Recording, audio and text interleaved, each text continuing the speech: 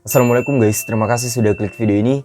So di video kali ini aku bakalan menceritakan kepada kalian semua tentang my acne story, atau semacam perjalanan aku selama jerawatan atau selama berjerawat. Jadi mulai dari awal-awal muncul jerawat, kemudian semakin parah, sampai akhirnya bisa sembuh. Jadi guys, asal kalian semua tahu dulu kondisi kulit wajah aku seperti ini, bahkan pernah sampai lebih parah dari ini, cuman aku nggak punya fotonya. Karena pada masa-masa aku jerawatan parah, dulu itu lagi zaman-zamannya orang pakai kamera 360 atau C360 dan juga Beauty Plus. Dan aku juga ikut-ikutan, jadi kan kita harus ikut tren.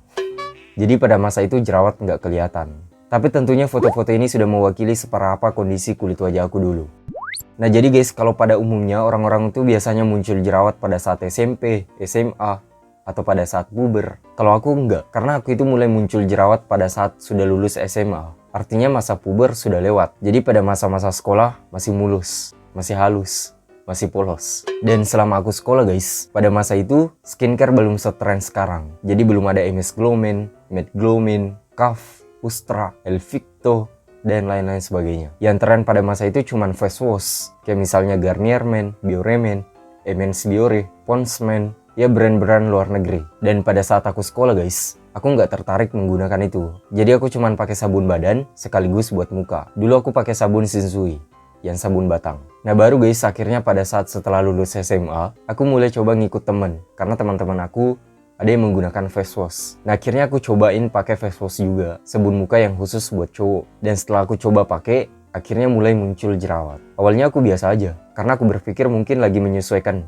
dengan kulit aku produknya. Tapi guys, lama kelamaan malah semakin tumbuh banyak. Maksudnya semakin banyak yang muncul. Dan pada saat itu akhirnya aku hentikan menggunakan sabun itu dan balik lagi ke sabun yang awal, yang sabun batang Shinsui. Nah setelah balik lagi menggunakan sabun badan, jerawat aku bukannya sembuh, tapi justru semakin banyak guys. Dan akhirnya nggak sembuh-sembuh. Jadi penyebab pertama kali aku berjerawat itu karena nyoba face wash yang ternyata nggak cocok di kulit aku. Jadi bukan karena gen, bukan karena hormon, atau karena puber, atau karena hal lainnya. Nah semenjak berjerawat guys, jerawat aku semakin banyak. Tentunya aku berusaha untuk bisa menyembuhkan. Jadi aku melakukan 1001 cara untuk bisa sembuhkan jerawat. Dari mulai ganti-ganti sabun, pakai krim yang nggak ada BPOM-nya, terus juga menggunakan bahan-bahan alami kayak jeruk nipis, tomat, putih telur, daun kelor, air beras. Dan aku juga pernah pakai salep jerawat yang dibeli di apotek. Tapi tetap aja nggak ada hasil yang memuaskan.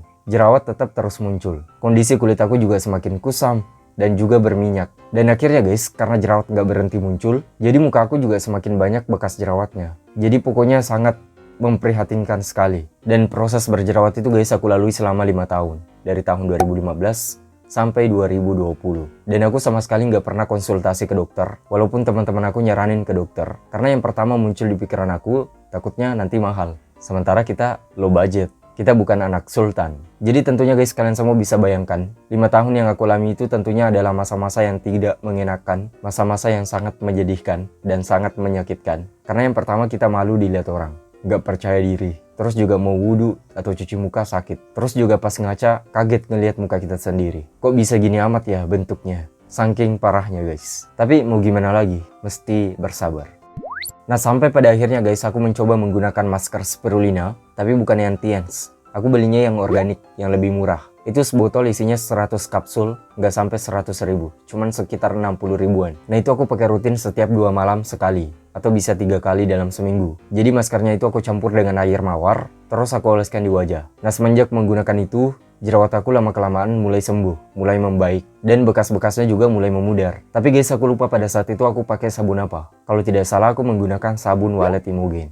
Kalau tidak salah, karena seringnya aku gonta-ganti sabun pada saat itu. Nah setelah kondisi kulit aku mulai membaik, baru pada saat itu aku mulai menggunakan skincare. Dan akhirnya aku juga kepikiran buat nge-YouTube. Karena pada saat itu, aku punya banyak produk yang gak habis aku gunakan. Jadi mending aku review aja. Dan sampai akhirnya guys, dari semua skincare yang aku review, aku bisa menemukan skincare yang benar-benar aku suka dan cocok dengan kulit aku. Dan tentunya nggak bikin berjerawat lagi. Kalaupun muncul ya paling 1 atau 2. Nggak separah dulu lagi. Jadi tentunya kalian semua udah tahu, sampai sekarang aku masih menggunakan sabun MS Glow for Men dan juga serum Slurplex. Dan kadang-kadang aku juga menggunakan produk lain kalau aku mau review produknya. Jadi aku coba dulu, terus aku review ke kalian semua. Jadi aku tahu apa yang bisa aku sampaikan ke kalian semua tentang produk itu. Jadi guys, intinya kalau kondisi kulit kalian baik-baik aja, kalian gak usah coba menggunakan yang aneh-aneh. Kalian gunakan saja apa yang selama ini kalian gunakan. Tapi kalau kalian sudah terlanjur berjerawat, kalian harus ngerawat kulit kalian. Cari produk yang benar-benar cocok dengan kulit kalian. Terus juga gak usah menggunakan terlalu banyak skincare. Dan juga jangan mengganggu jerawat kalian,